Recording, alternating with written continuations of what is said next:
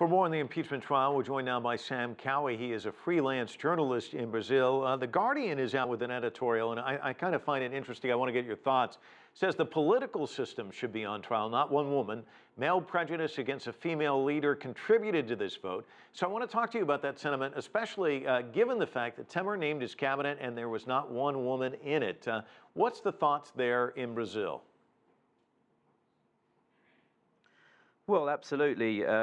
Brazil, as we've discussed previously, is a multicultural country. It's a country of immigrants from the world, immigrants that settled there from across the world, and neither black people nor women are represented in Mr. Temer's new cabinet. Now, this has sparked outrage on social media, and lots of people are very unhappy with this. They say it's a return to the old traditional politics of oligarchy, of pork power politics in Brasilia, where favors are exchanged. People say that things are not going to get better, and they don't see this as progress. That's from the point of view of many on social media and many on the streets with regard to the appointment of Mr. Temer's new cabinet.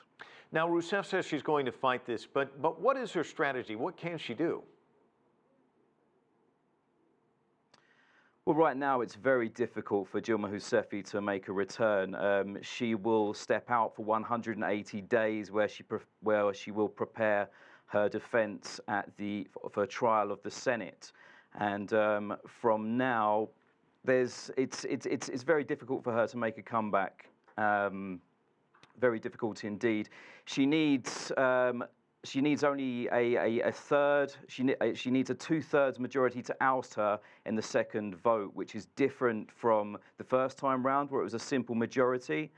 But this time round, she just over slightly more than 2/3 of the senators voted for her ouster, and that's likely to be not a good indicator for Dilma Rouseff for the next vote at the trial at the Senate. It's going to be very difficult for her to come back. She was an unpopular president. Sorry.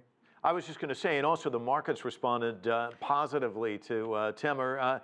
And that also probably does not bode well for her. But is there really anything he can do to turn the country's economic troubles around? Well, Temer has an extremely huge task on his hand. Brazil's economy is suffering the worst recession.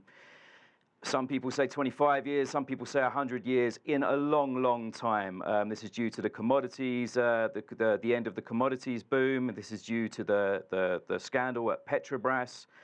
Temer has a huge task to turn this around. Brazil recently lost It's lost all three of the main ratings agencies supporting it. It's lost the three rating agencies backing. Moody's, in fact, today said that things will not necessarily improve. They don't have a positive outlook, at least in the short term, for Brazil under a Temer government now. What Temer intends to do is to implant an austerity program and make lots of cuts to government, because raising taxes further, which some would say is necessary, is an unpopular measure at the moment. So Temer has a huge task on his hand. Last year, the economy shrank by 3.8%, according to central bank, and a similar contraction is predicted for this year. So it's a huge task for the interim President Temer. Sam Cowie joining us live. Thanks so much. If you like what you just saw, follow us on social media and visit our website, cctv-america.com.